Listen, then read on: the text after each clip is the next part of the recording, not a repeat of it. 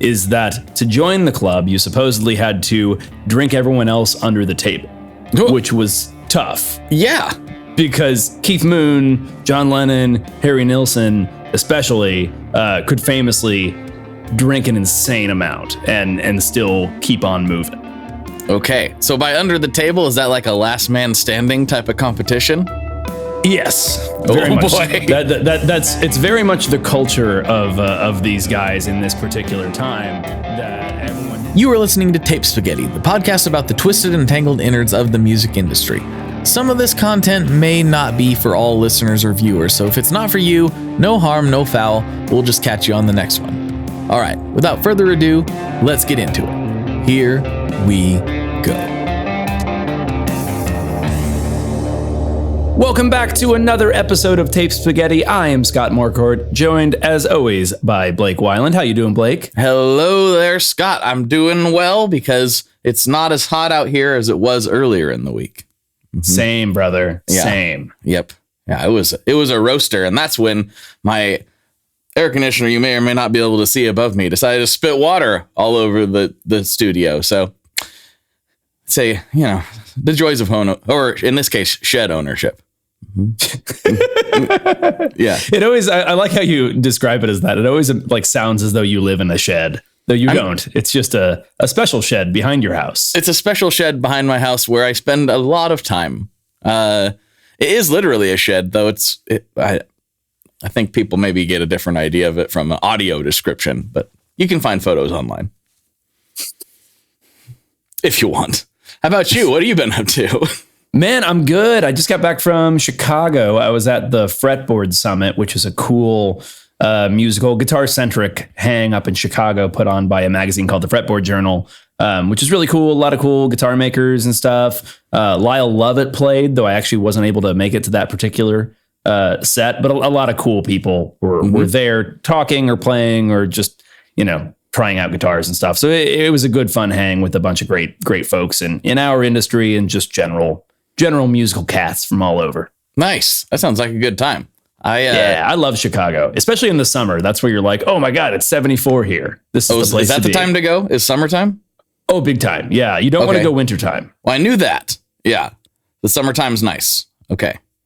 It has like the fun sort of magical John Hughes, vibes in the wintertime, but it's not that fun. I'm not interested in shoveling snow, so I'm a pass. But I do want to go there one day. You should. I can't believe you haven't been to Chicago, but you should go to Chicago. It's fun. Yeah, I fly over it a lot, going somewhere else. But yeah. I've spent my whole life in flyover country, as you coastal elites like to call it. Yeah, the only time I think I've not flown over is when I did a brief stay in Kansas City doing some guitar pedal stuff. But yeah, I need to stop flying over and fly into. No shade on Kansas City, but if your only view of flyover country is Kansas City, it gets better. It's not all Kansas City.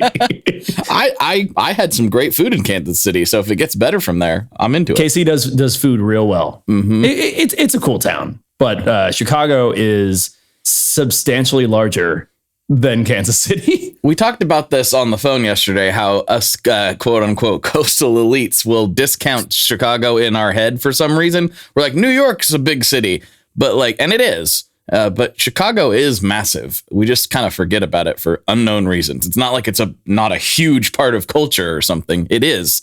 So I don't know what that's about. It's a massive and massively important city. I mean, it was kind of the gateway to the West in a lot of ways. And being on the Great Lakes, it was a hugely important trade route for a long time. And so there's just all sorts of cool mixing and all the stuff that you get in a giant metropolitan area that has been culturally and economically important for hundreds of years. Mm-hmm. Sounds interesting. It's cool. And you should go. I will. I've always wanted to. It's not one of those places. Don't believe what Fox News tells you about Chicago. There are places you don't want to go in Chicago, but that is not the whole of the city. And that is true of literally every city. Yeah, I believe that. I've yet to find a single city where there aren't places where it's at the very least, be real careful over there. To be fair, I think there's certain hollers in the country where that also applies. I think there's a lot of those particular hollers. Yes. Don't go up there. old man Richard shoots everybody that goes up there with a shotgun, not to wound. You know what I mean. Yeah. Just like there are, I mean, outside of maybe like Gary, though, maybe there are like rich enclaves in virtually every city. Like my wife's from Memphis, and I love Memphis, not just for these areas, or particularly not for these areas, but there are definitely like very wealthy areas of Memphis that look like a wealthy area of any city. Yeah. Yeah. Cities get painted with a broad brush by certain people, and they don't deserve it. They don't. But yeah, you're right. It's New York and LA and kind of then Chicago. But that's actually a good tie-in, because we, in today's episode, are talking very specifically about LA, one of those big three cities. All right. LA, where I just was for, it felt like 5 minutes, but so much happened. We went over that already. We don't need to get into that again. But I was just there. Well, I'm going to take you back. All right. And take you right back to LA. So I want you to visualize that you're in, 1973, 1974, early to mid 70s LA. Okay. And you're like walking down the Sunset Strip, just down the street from like the Whiskey A Go-Go, the Roxy Theater's kind of just like right there, a hop, skip, and a jump. And you walk into a bar called the Rainbow Bar and Grill. Mm-hmm. Well, it's a cool general bar all around. I've been there. It's fun and worth going regardless. But you look up high, and there's kind of this this little crow's nest up above the rest of the bar, and you notice that there's some ropes up. You're not really allowed to go up there, but there's a whole lot of drunken debauchery going on up there from some fairly recognizable faces. I want to go up there. Can I go up there? And the answer is no. Oh. No, you cannot go up there. But a lot of cool people were indeed able to go up there. Hold on, let me cut a deeper V into my shirt. Now can I go up there? Maybe that would help. Okay. But you have stumbled, inadvertently perhaps, upon the lair of a legendary, pretty much a drinking club called the Hollywood Vampires. Ah, yeah, this is that band with like Johnny Depp in it, right? Yes, that is the Hollywood Vampires, but that is not the Hollywood Vampires that we are talking about, at least most centrally. But it is very much named in honor of the original Hollywood Vampires. Okay. I have heard this name thrown around forever, and I only think of the relatively modern super group of sorts called the Hollywood Vampires. So I'm ready for a history lesson. Well, it'll tie into that. So there is one notable member of both the Hollywood Vampires modern supergroup, of which you are such a significant fan. Check my Spotify. You'll see it's just on repeat constantly. And the legendary prior drinking club, the Hollywood Vampires. And that is none other than famed shock rocker Alice Cooper. Yeah. I do like Alice Cooper. That actually would be on my rotation, monthly at least. There's not a lot not to like about Alice Cooper. Mm-hmm. At least like the full sort of history of Alice Cooper. He's a pretty interesting dude all around. Well, in this era, Alice Cooper is kind of like reaching his stardom. So School's Out came out in 1972, and we're in like the 72, 73, 74 era. So he's like kind of peaking. But he starts this club featuring some legendary people that at this particular point in time have kind of fallen off to varying degrees. But of course are still legendary and very much people that Alice Cooper or you or I would like to hang out with and have a whole lot of free time on their hands and have found themselves in Los Angeles at this particular time and place. And this will come out through the telling of the story. But something that I think is really interesting is that this is kind of an inflection point for a lot of these people. It's almost feels like this sort of purgatory, like this like time and place purgatory that people are in for various reasons. And the outcome of how they came out of it varies a little bit by the person. Okay. I'm starting to get the vibe, right? Alice feels like maybe the leader of this kind of clique, and maybe different figures are starting to merge in and out. Basically, I'm assuming rockers who basically have time on their hands and want to hang out with fellow rockers who have time on their hands and want to be in a familiar location. And so they do. Yeah. So, Alice Cooper makes his way to LA alongside his kind of growing fame and stardom. He's originally from Detroit and has some Phoenix connections as well. But, as a lot of people that suddenly have fame and money do, he moves to where there's a lot of machinations of fame and also really nice weather in LA, and starts hanging out with a bunch of other cool people here and starts this club. And Alice says, it was pretty much just a boys drinking club that sort of developed sort of naturally, but then actually it has some kind of underpinning. So Alice became the president nominally of the Hollywood Vampires. So this is a little, I was picturing it being a little more loosey goosey. This has got an actual skeleton of a framework here. There's a bit of a skeleton, though mostly a drunken skeleton for people with too much time on their hands. So my favorite kind of skeleton. I don't know that they kept minutes, but there was a vice president to Alice Cooper, who was none other than Keith Moon, the famously explosive drummer of The Who. He was one of the wildest members from all the stories that go out of the club. He'd moved to LA by the mid 70s to pursue solo projects and mess around with film, and acting and stuff like that. And pretty much everyone's he was the craziest and wildest of all of them. Keith Moon was always renowned for destroying hotel rooms and doing bizarre pranks. And all of this. And so he becomes the vice president of the club. Yeah, I believe he is the one that's famous for, amongst obviously being a drummer, but I believe he is the one who actually did the whole Cadillac in the pool thing as a rock star. I believe so. Yeah. Yes. A lot of the rock star stuff goes back to Keith Moon one way or another. Yeah. But Keith Moon isn't the only drummer in the club. One of the other core 5 members is none other than Ringo Starr. So the Beatles had broken up by this point. Ringo Starr has a little bit less of the spotlight on him than some of the other members of the Beatles post breakup. So he kind of drifted his way over to LA, also wanted to do some acting, record some solo albums, and basically found the second family amongst the other rock exiles from Great Britain.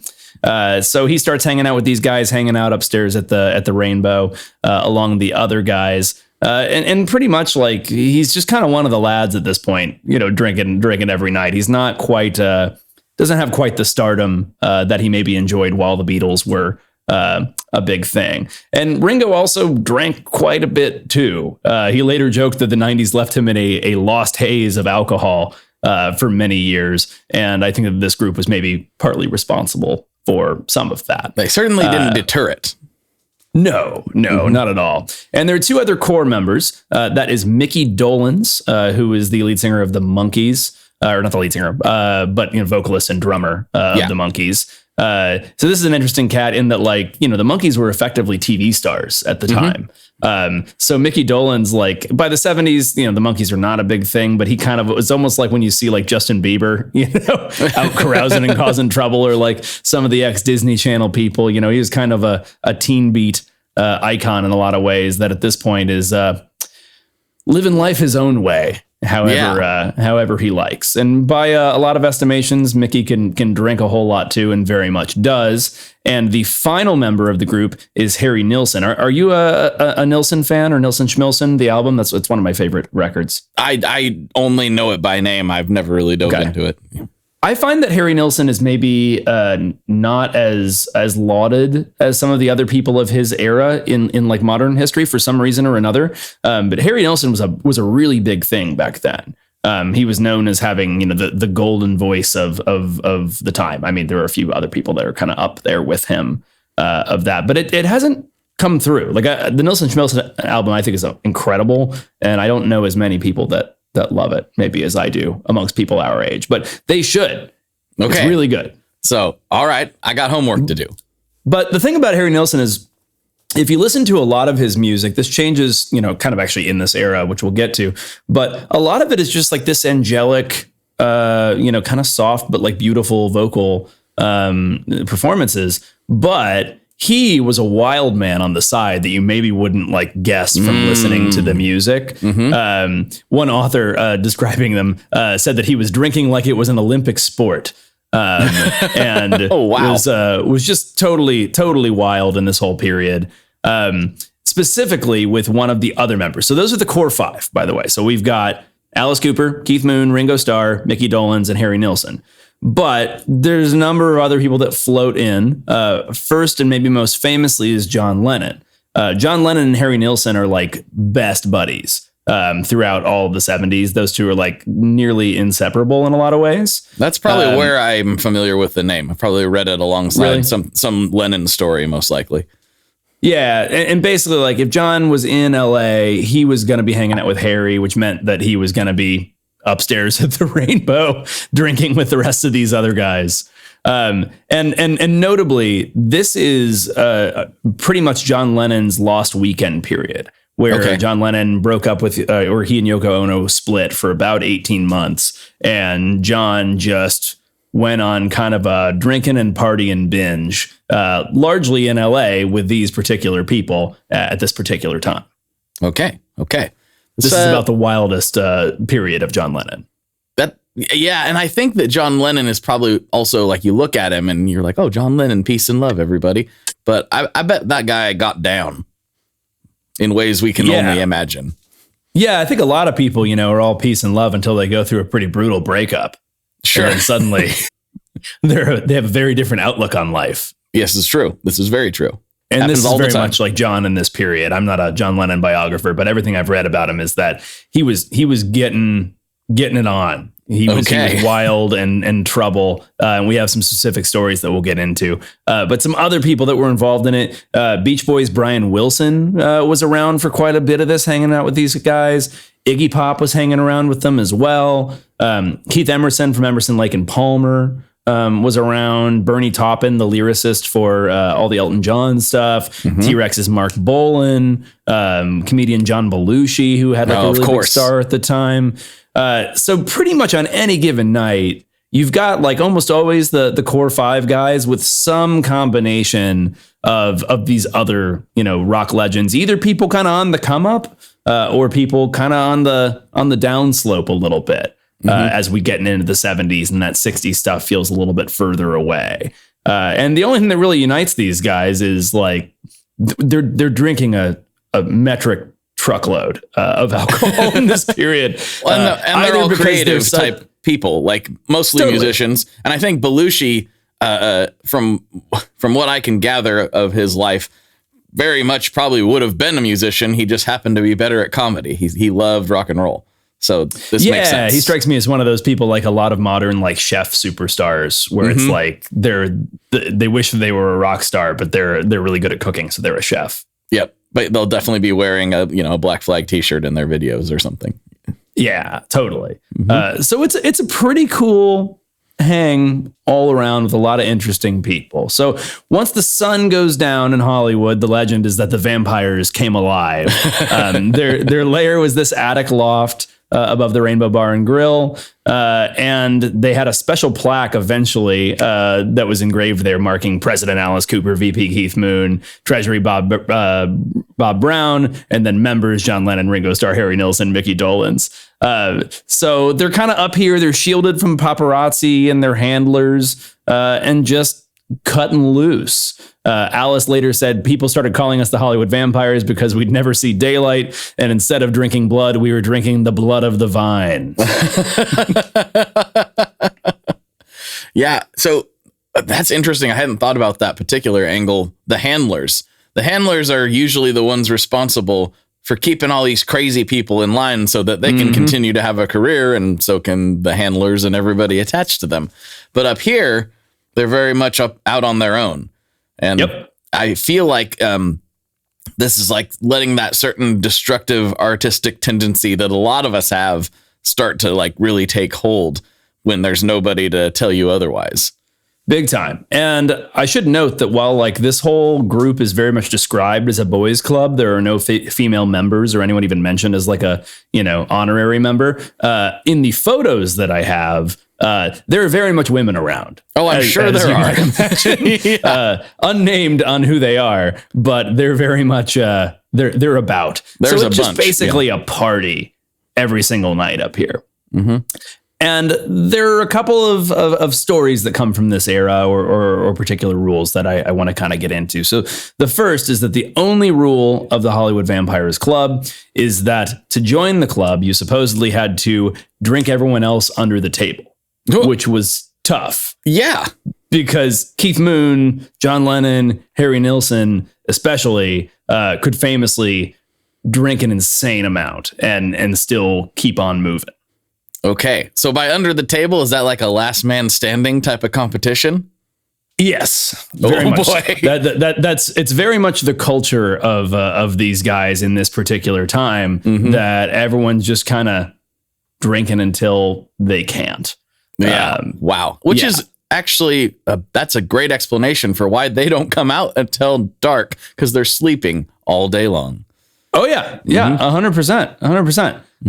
And I'll get to that bit in a moment. But first up, Keith Moon in this period, I love this bit. Every night was Halloween for Keith Moon in this period. He famously would show up in different costumes every single night. So Alice later said, we'd go every night and get a head start because we wanted to see what Keith was going to turn up wearing.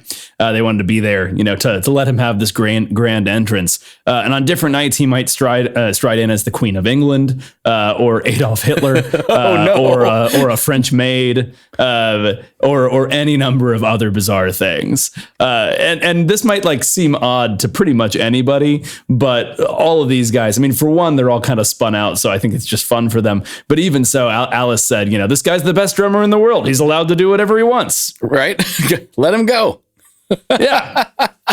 Why not? And Alice did note about this, that he was like, the Brits amongst the group were definitely the craziest. He said, quote, the British, for some reason, can handle alcohol far better than Americans. I wonder what the story is there. I don't know. But yeah, Alice said, Keith would like drink all night and then play a show the next day, while some of the other guys were a little bit more down for the count. Yeah, I believe that. Keith Moon wasn't an especially big guy either, I don't think, if I remember correctly. I don't think so either. Yeah. But drummers are a different breed, man. Yeah, they got to be. There's a drummer gene, I think. The animal representation in the Muppets is not far off. This is true. I've met a few drummers. Yeah, so they can get out there. Another dynamic that you have at this time is John Lennon and Harry Nilsson, who are like best buddies, but are in many ways the odd couple. By most accounts, like those two would argue about absolutely anything. This is another Alice Cooper quote. He says, if John said white, Harry would say black. If John said Republican, Harry would say Democrat. And I was the guy, Alice Cooper, in the middle trying to referee these ridiculous arguments. And in a lot of the photos of the time, it very much is John Lennon, Alice Cooper in the middle, and Harry Nilsson. And John and Harry just like arguing about shit, and Alice just like there in the middle trying to keep the peace one way or another. I've got to look some of this up. That's awesome. And I love this. Like, do you have any like friends like this where like you're very, very close friends, but you do argue about stuff all the time? Yeah. Oh yeah, definitely. Yeah. Yeah. There's some buddies I have that like will argue with each other just to argue, but because we think it's funny. We'll like take stances that we don't actually have. You know what I mean? Like I don't actually believe this, but it's going to be funny to argue with you about it and then reveal at the end that I don't actually believe this. Yep. I do the same thing. My wife doesn't understand it. Yeah. I'm just being disagreeable for the sport of it. Yeah. I consider it like a talent to argue both sides of an issue. I think so too. Maybe I should have been in a debate club. Never was. I did some debating. It was fun. I could see that. I can picture that. What was it? My worst. Yeah, that's right. We got like things randomly assigned in debate class. And one of them I got randomly assigned that we shouldn't give money to support like AIDS causes in Africa. Oh, and the other person had like, we should. And I was like, oh, okay. Great. Fantastic. This is going to be fun. And I pulled out like all sorts of stuff. I think I did the biblical quote, like, like fix the plank in your own eye, and made an argument of like, we should help to heal the problems we have locally before traipsing around the world. And there's evidence that these things, don't have the benefit that we would do it. And I had people come up to me after and they were like, you made a very convincing argument about that. And I'm like, I don't know. No, don't believe me. I was just arguing. Yeah, it was my job. No, let me take the other side. Let me argue with myself. I don't believe this. It means but they were these two. Though. Yeah. And there was one particular incident called the Troubadour incident that involves John and Harry. So John Lennon and Harry Nilsson in March of 1974, and again, this is still in John's kind of lost weekend, drunken stupor period. They took their show on the road and had too many Brandy Alexanders initially at the Vampire Lair, which is a weird drink, Brandy Alexander. It's cognac, creme de cacao, and like probably coconut milk or something like that. It's a very sweet sound dessert drink. Yeah. It would be a hard thing to have too many of, in my opinion. Yeah, it sounds heavy. Like you'd get full before you really got too sloshed, I would think. Yeah, but they got pretty drunk on these things and decided they wanted to go to the Troubadour, which is right nearby, to catch the Smothers Brothers comedy show. And they'd been doing a fair bit of cocaine from what is said at the time, and obviously had a lot to drink. Lennon decided that it would be hilarious to affix a sanitary napkin or a maxi pad to his forehead as a sort of headband. Don't know why that's hilarious, but I guess you can be messed up enough to think so. Yeah, I guess so. So they go over to the Troubadour and they're wasted and they're heckling the performers at the Smothers Brothers variety show and just like hurling insults and all this. And the staff tries to shut them up, which leads to a scuffle. Allegedly, John Lennon punches a waitress in the melee over the scuffle. Jeez. And so they were thrown out of the Troubadour, which like got headlines all over the world basically, because John Lennon's still, quite a notable figure, and Harry Nilsson's, a star as well at the time. So yeah, this is very kind of well documented at the time, and with some tabloid fodder, and definitely a case of these guys going too far. Yeah, sounds like it. Yeah, Harry Nilsson at this time, and this is a big piece of the Harry Nilsson story, is he loses his voice at that show, and he actually this becomes a problem for him. He loses it later, but we'll get into that a little bit more. But just thinking real quick, I'm thinking about the Smothers Brothers in this situation. They're probably used to the occasional drunk being too rowdy and having to get carted off. But can you imagine you're up there performing, doing your thing? You're like, oh man, this guy's ruining that. John Lennon? Is that John Lennon ruining the show right now? What's on his forehead? What was in my drink? What is happening right now? Yeah, that would be somewhat difficult when you want to just behave to someone the way that you would if it was a normal person, but it's very much not a normal person. And then that not normal person punches you. Yes, it gets awkward real quick. It'd be a bit strange. But this is kind of the vibe of the time. As you noted earlier, it's a last man standing contest in a lot of ways. All these guys are drinking to forget some things or move on to others, and drinking a lot. Now, notably, Alice Cooper, and most of these accounts come from Alice, who in some cases is one of the main surviving members of this crew. So that's partly why. But he notes that he was what he called a sipper. So he would, just have a whiskey and sip it somewhat slowly. So later in the night, he felt that he was still fairly coherent compared to the rest of them, where like Keith Moon and Harry Nilsson were just pounding drinks and very much trying. Yeah. As came up in our last episode, why were they drinking? To get drunk. That's right. Flavor had nothing to do with it. Yeah. So some nights, literally, apparently, one of them is like the last person conscious at the table, and the rest of them are passed out in various places.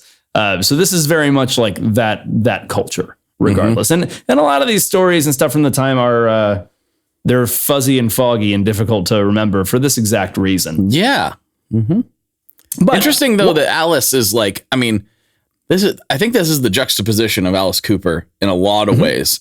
He does the wildest shows, still does. Actually, he just did an insane show with My Chemical Romance where he was getting beheaded on stage and all this crazy stuff.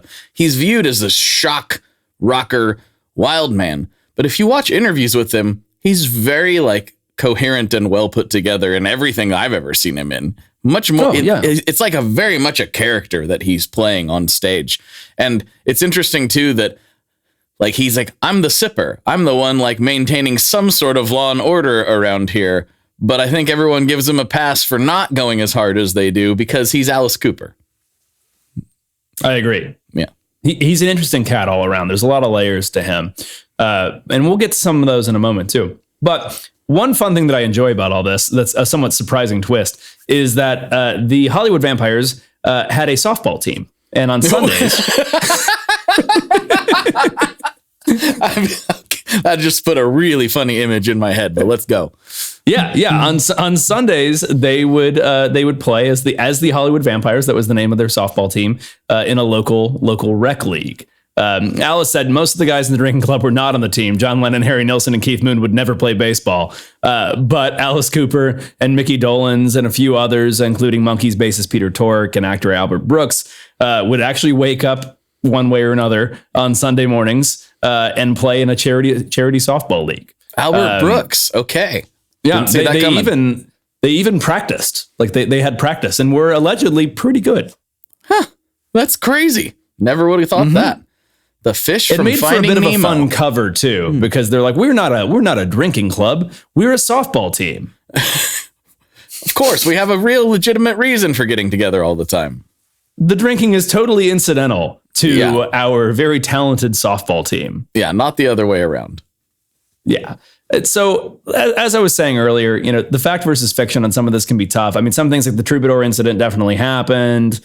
But it's all, there's some weird reports of stories and this and that from these guys at the time that are a little bit difficult to suss out because this is a drinking club and they're all really drunk. And also as time has gone on, probably some of the members, they've had a tendency to kind of build up the lore of the Hollywood Vampires and maybe embellish a little bit, some of the stuff in the way that you do, about these times you have in your late 20s and early 30s.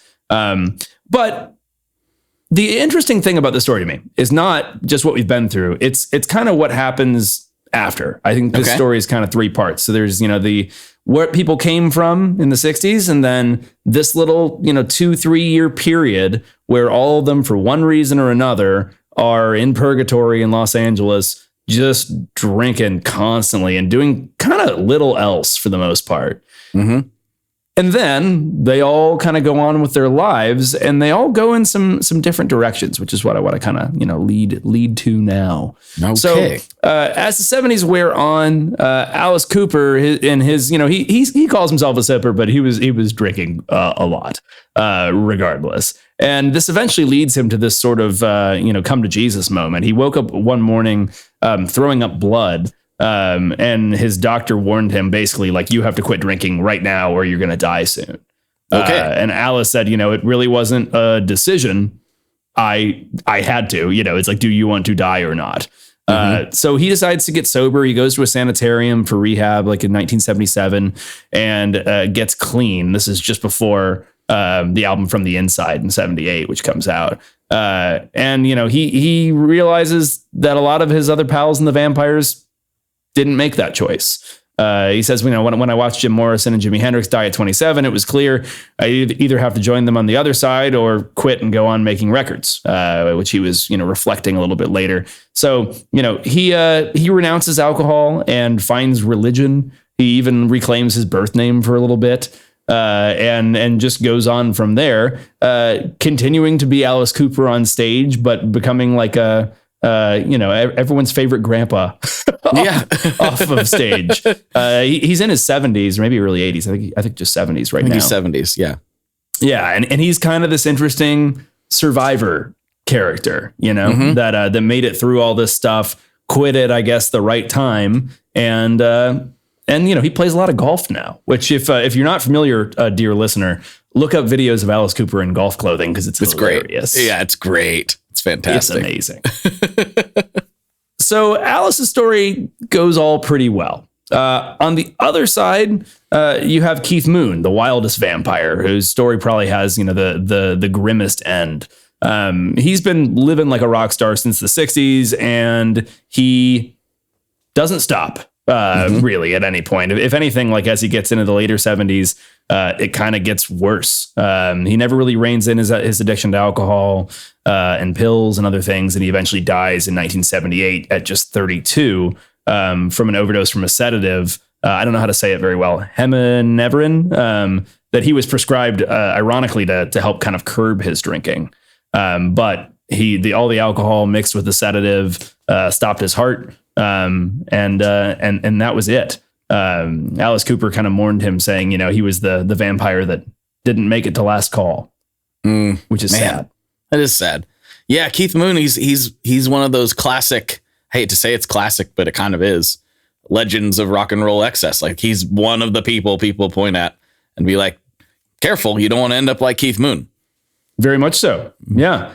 On the other side, John Lennon himself is a bit of an interesting case. So, 73, 74, he's very much in the throes of, I don't want to necessarily say addiction or whatever, but he's on a bender one way or another this whole time. But he sobers up for the most part, at least, and reconciles with Yoko Ono. And, allegedly decides that he wants to focus more on being a father. His friends say that he calms down a lot in his last years and kind of seems like he's more on maybe the Alice Cooper track to some degree, certainly more so than the Keith Moon track. But of course, he is murdered on December 8th, 1980 in New York City by a Disturbed fan. And, that's just tragic and awful kind of regardless. That's honestly, I know quite a bit about that story. Mm-hmm. That is an episode in and of itself if we decide to do another dark one these days. But that guy was wacko. He had some serious like hallucinations going on. It was a bad deal. Yep. Yeah, it's there's a lot of ways that things could be perilous, with being famous, whether you do it to yourself or somebody else does it to you. And we'll tie back into that with the story of the next one, Harry Nilsson. So Harry Nilsson's story, and this could be a story in and of itself as well. But his kind of like hard partying, hard living years catch up to him in sort of a bad career way. So as I mentioned, he starts losing his voice occasionally from these long nights and screaming and whatnot. And he makes an album in 1974 called Pussycats, which John Lennon produces. And, John Lennon and Harry, as much as they argue and as much as they're best friends, Harry Nilsson really looks up to John from everything that I've read. Like he views him as kind of his hero. So John's producing him and Harry has some vocal problems, but Harry's really worried about not wanting to upset his idol who's producing it. And so he pushes through, this rough vocal period and is just constantly tracking stuff when probably he should have been resting his voice. And he damages permanently his vocal cords. No. Which for Harry, who's known for having this incredibly pure golden voice, this is not a good thing. He gets more rasp in his voice. It's a significant change to his voice. And this kind of hurts it hurts his career. Every album thereafter has, more and more diminished success. Related or not, his second marriage falls apart, in 74. By the late 70s, he's basically withdrawn from the music industry. And again, I think this is part of why he's not as remembered as he maybe was at the time with his other contemporaries. And Lennon's death particularly shakes the shit out of Harry Nilsson.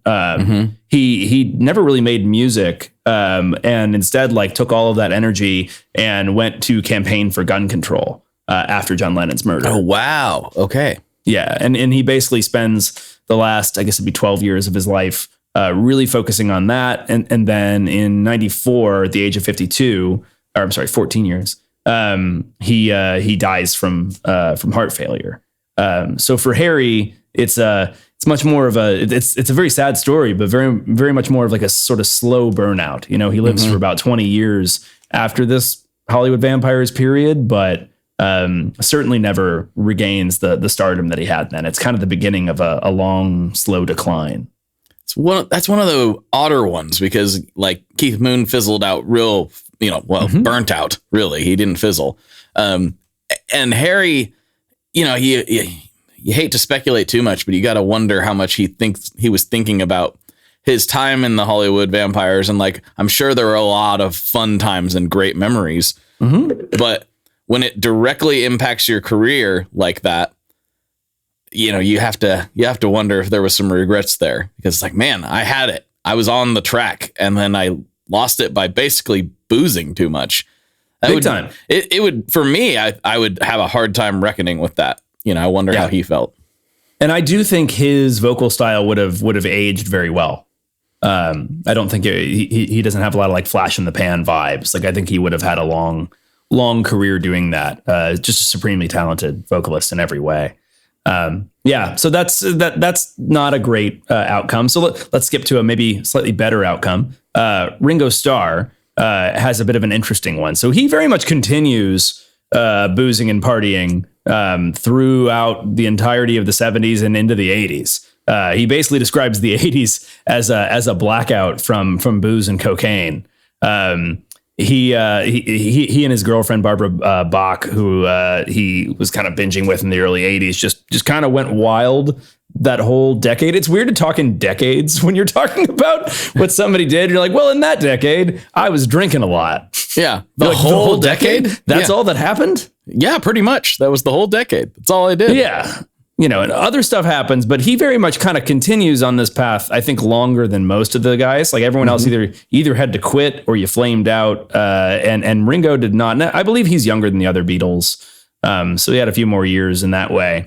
But he also reaches this point in 1988 where he has a bit of a wake up call and enters rehab and finally gets sober after like a good solid 2 decades of living really, really hard. And for him, upon cleaning up, he rekindles his love of music and he forms the All-Star Band in 1989 that's still touring to this day. Ringo Starr's All-Star Band is around and doing stuff. He's been sober for 30 years now. He's 83 and still drumming, like still doing it. Mm-hmm. Yeah. The Beatles that are still around look good. Paul McCartney looks like he's like 57. He looks great and he sounds great and he performs great. It's amazing. It's amazing. Yeah. I think that money helps. Yeah, I think when you decide billions of dollars, when you decide to stop doing that, you have the resources to not just stop, but it's like, what if I got healthy? What if I actually got healthy? Not just stopped and got a little bit better, but actually got real healthy. They have the option that a lot of people don't have. But what I think it really was Paul didn't really Paul didn't arc in the same way that John and Ringo did. Like Paul goes and becomes a shepherd for a while in the 70s rather than like moving to LA and just drinking like crazy. So everyone has a different approach, I think, to dealing with the same stuff. Yeah, that's true. I mean, I think that's probably the smarter way to go. Like, I can't handle this fame. You can either go lose it in booze or you can go lose it in a field moving sheep around. I think the sheep option is probably better. The sheep option is the better move for sure. Always choose sheep. Always unless choose you're playing wool. Catan. Oh, yes. Don't choose sheep in Catan. Never works out. No. There, when you need one, you really need one, and then you don't need one for a while. That's right. I agree. The development card play is not the right way to win Catan. Anyway, some of the other people that we talked about earlier, this is like that point in the movie, where it's like Blake Weiland moved to Chicago and became a 3rd grade elementary teacher. Nope, that's not a thing. 3rd grade English teacher. That's also not a thing. They just teach 3rd grade. All right, I'm going to work on it. Mickey Dolenz, gym teacher. I got gym teacher vibes. Go on, kids, get around the track. Let's go. Both of my parents are gym teachers. I know this. Both of them. Mm-hmm. Anyway, Mickey Dolenz comes out relatively unscathed compared to the rest of them. Continued to have a steady career and is still active today. Bernie Taupin, Elton John's famous lyricist, also sort of conquers his alcohol issues and continued writing hits. Obviously, Elton John had a long career after that with a lot of Bernie Taupin penned lyrics. Iggy Pop, has kind of his own wake-up call in the late 70s, more from the heroin side than anything. But he cleans up with the help of David Bowie and also is living in Florida looking great and living his best life down there, just like Alice. Mm-hmm. Iggy Pop is one of those that I think people forget about. Everyone talks about like the famous constitution of Keith Richards, right? Yeah. Which is definitely a thing. But Iggy Pop, I think, deserves credit in that way, too. I don't know that Iggy kept up the substances as long as old Richards did, but he definitely went heavy at it for a very long time and somehow had enough energy even into the mid 2000s to still do his famous crazy Iggy Pop live shows. Oh, yeah. I mean, even more recently than that. He's still doing it, but it's toned down just a little bit. Just a bit. Yeah. I've said this on this podcast before. I'm relatively certain. I don't know what this is, and it might just be like one man's experience, but I've met a few different people in my time who were like in their 60s or something and had at one point, generally in the 70s or 80s, been heroin addicts and then became not a heroin addict. And all of those people look amazing. And I don't know what that is. The sense that I have is that if you don't die from heroin, you seem to age rather well. I don't know if it's just, maybe it's just like a survivorship bias of who made it through. I don't know, but I've seen it a number of times. And each of those guys has a full head of gray hair and like real skinny. I was gonna say, I think the Anthony it's probably Bourdain style. They all kind of look like Anthony Bourdain, who had also a similar story. Yeah, had a similar story. I think it's survivorship bias because I know a couple people who are no longer with us for the same reason. So I don't think the juice is worth the squeeze there. Oh, it's not. I don't in any way mean to imply that it is, but it's just a strange thing I've noticed. It is weird. Some of our other characters from the Hollywood vampire scene, Brian Wilson, has a long, battle with mental health and substance abuse problems, resurfacing in and out in terms of creating music. He has a whole long story, but it's not necessarily a great story in a lot of ways. Very important musical figure with a rather tragic story. Very overall. much so. Yeah. Yeah. In short, basically by the end of the 1970s, in like Ringo's case, you got the 80s, but by the end of the 70s, all the Hollywood vampires are either sober or dead. Mm-hmm. Yeah. I think that's the way all of these types of clubs that center around a substance, that's the way they all go. And I don't mean like clubs necessarily, cliques, probably for a lack of a better term. I've seen this several times at a much smaller, less famous scale that I was not personally involved with, but I've seen it from afar, where that's what happens. These things last a few years, usually at most, not usually less than a year from what I can see. But these guys have a little more resources than some of the people I'm referring to. But it doesn't last very long. And people either in jail, dead, or they're cleaned up. That's really it. It's where that goes. Yeah. And with all this, I don't mean to like put too much emphasis on the club nature of it. That's kind of like neat and surprising. But really, it's just this period where a bunch of people are all together, either on the come up of their careers or on the downslide of their careers, and are living in a way that is not sustainable for anyone. And it lasts for a little while. And I'm sure some great times were had. I'm sure by many. And also some bad times, I would expect. But one way or the other, it was kind of this period that sent everyone shooting off like a bottle rocket. And one way or another, that had to come down for everybody. And so, it's great the people that were able to course correct one way or another from that. And then, again, plenty of them one way or another were not. And I do think this speaks to the excesses of the 70s. I mean, I don't know. I don't want to say excess of the 70s because really, like, there are plenty of people living the same way right now. Right. But it's definitely celebrated amongst the rock stars at that time. I went to a show in Chicago when I was up there. I went to a show at the what was the name of the theater? I'm blanking on it. But they had a free show with a bunch of great bands that were playing, and it just strikes me seeing today's bands. Everyone's out there with Nalgene bottles filled with water, just making sure they're hydrating. Yes, which is good. I think, but it's not like the old days of everyone with a bottle of Jack Daniels, just guzzling it while they're playing rock and roll. I think the last kind of throes of that really were when we were coming up and maybe starting to stretch into like the 2010-ish area.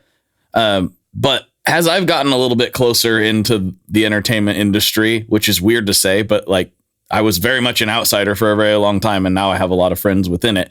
It does seem to just be, I mean, I've been in a few backstages, and there's carrot trays. There's some pizza.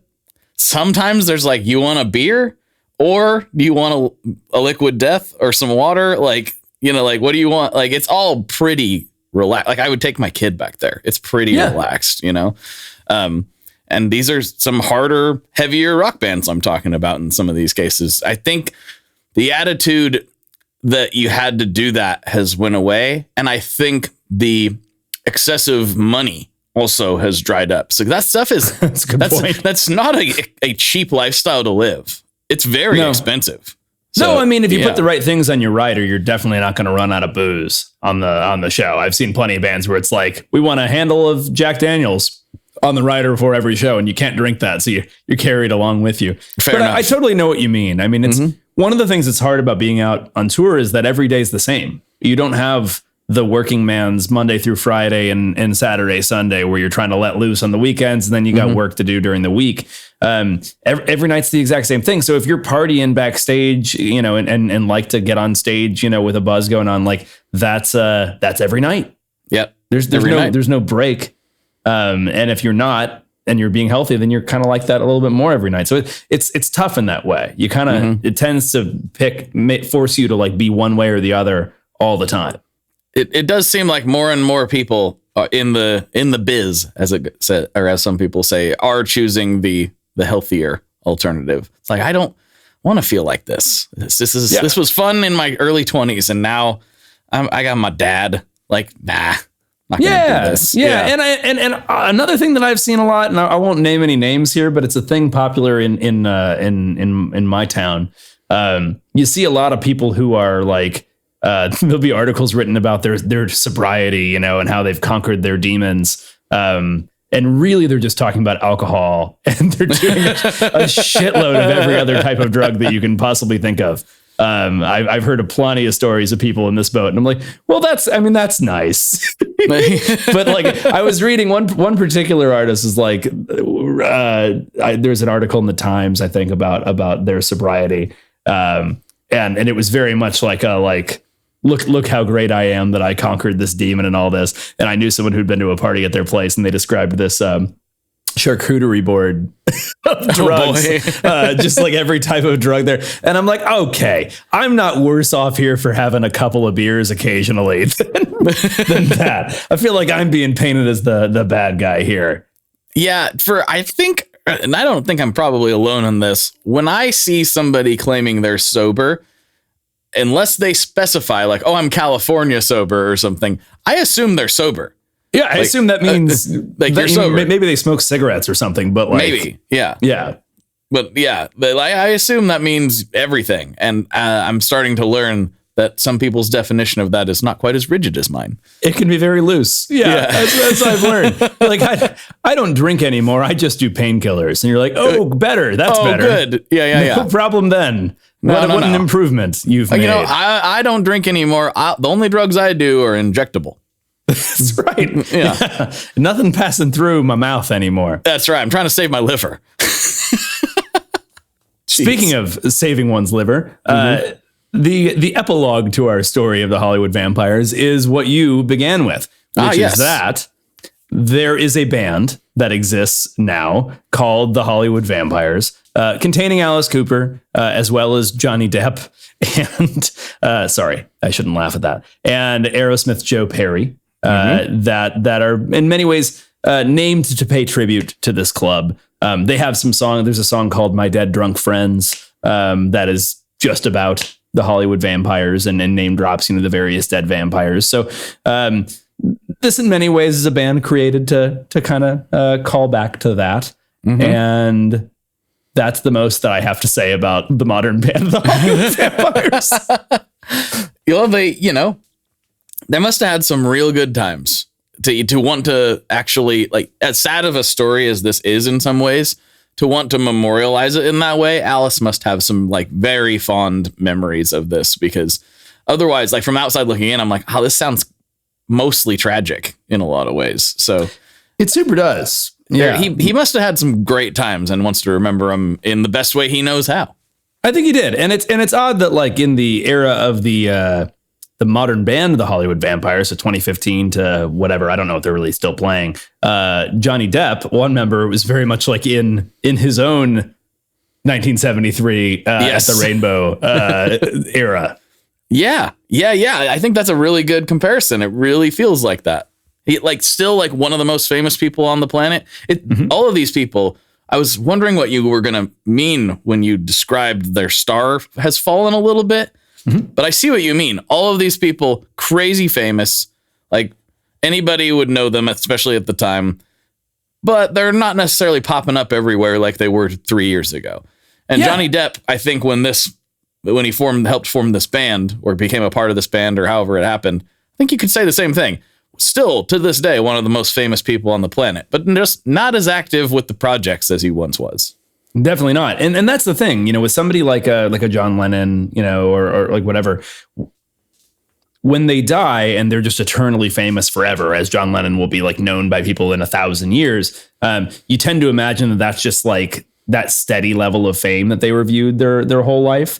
But in a lot of cases, like post Beatles, there's a bit of a lag, or really it's just kind of outmoded, like now we're like, oh, the Beatles are everything. But by the early mid 70s, you'd be pretty lame, if you were like, oh yeah, Hold My Hand is, or no, that's the Hootie and the Blowfish song. I Want to Hold Your Hand. I knew what you meant. Track. Yeah, I knew what you meant. So these things can ebb and flow in a little bit. By the 70s, that's the thing. Like the really cool bands that everyone wants to be in are not, all the same bands that they were in the late 60s. Mm-hmm. I think this happens. There's a weird thing with time, and it happens with like aesthetics, and it happens with culture, and it happens with musicians and movies and stuff, where things start to become kind of passé and just like, that's kind of, that was my dad's music, or that was my dad's thing. I don't really like that. And then enough time passes. I feel like it's probably roughly 30 years, maybe a little longer, where the kids go, wait a minute, that's kind of cool. I don't even think it's that long. I think it's maybe like 20 years. Maybe 20. Yeah. Nu metal in the last like 4 or 5 years went from like universally, everyone was like, nu metal's the worst band, like the worst genre that ever happened to music. And then it started being beloved again. I saw Limp Bizkit open for Metallica like earlier this year, and it was fun. Yeah. And everyone was there for it. Like everyone was really stoked to see that. Limp Bizkit was the biggest band in the world at their peak. They were huge. And I think that we forget how huge they were. They were playing everything. They were huge. Mission Impossible soundtrack.